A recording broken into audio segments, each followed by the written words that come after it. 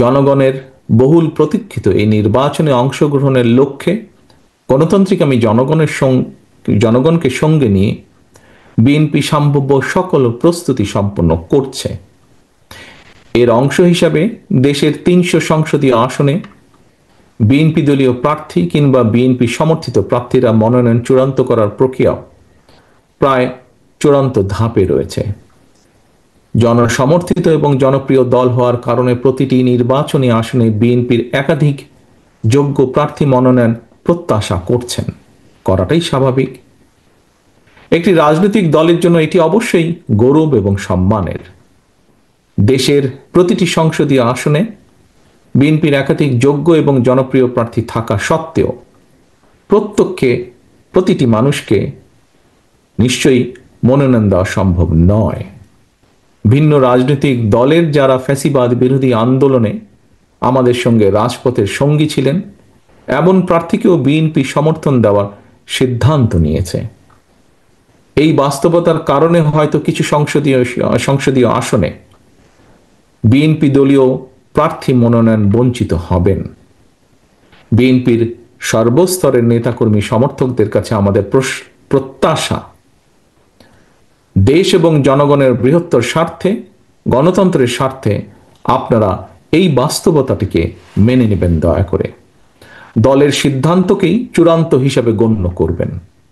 আপনাদেরকে আমি আবারও স্বাধীনতার ঘোষকের সেই কথাটি স্মরণ করিয়ে দিতে চাই, ব্যক্তির চেয়ে দল বড়, দলের চেয়ে দেশ বড়।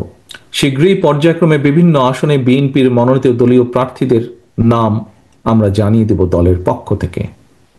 দল যাকে যে আসনে নমিনেশন দেবে বা দেয়, অনুগ্রহপূর্বক তাকে বিজয়ী করে আনার জন্য ঐক্যবদ্ধভাবে প্রত্যেকে বাংলাদেশ জাতীয়তাবাদী শক্তিতে বিশ্বাসী প্রতিটি মানুষ দয়া করে কাজ করবেন।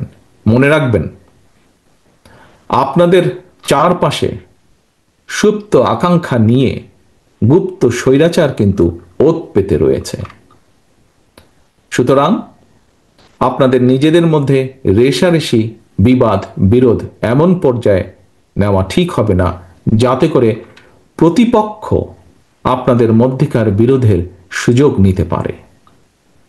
আপনাদেরকে আরেকটি বিষয় আমি স্মরণ করে দিতে চাই, প্রতিটি সংসদীয় আসনে বিএনপির একাধিক প্রার্থী, আপনারা যারা নিজ নিজ এলাকায় জনগণের সমর্থন পেতে গণসংযোগ করছেন, আপনারা সবাই কিন্তু শেষ পর্যন্ত শহীদ জিয়ার অনুসারী, খালেদা জিয়ার সৈনিক, বিএনপির কর্মী, ধানের শীষের সমর্থক। মনে রাখবেন, ধানের শীষ জিতলে আপনি জিতেছেন বা জিতছেন বা জিতবেন, বিজয়ী হবেন দেশ এবং গণতন্ত্র। সবশেষে নেতাকর্মীদের প্রতি আমার আহ্বান, স্বাধীনতার ঘোষকের প্রতি অমর্যাদা হয় দেশ এবং জনগণের জন্য মাদার অফ ডেমোক্রেসির অবদান প্রশ্নবিদ্ধ হয়। আপনারা এমন কোনো আচরণ দয়া করে করবেন না। সারা দেশে বিএনপির লাখো কোটি সমর্থক বিব্রত হয়, আপনারা কেউ এমন কোনো আচরণ দয়া করে করবেন না। আপনারা জনগণের সঙ্গে থাকুন, জনগণকে সঙ্গে রাখুন।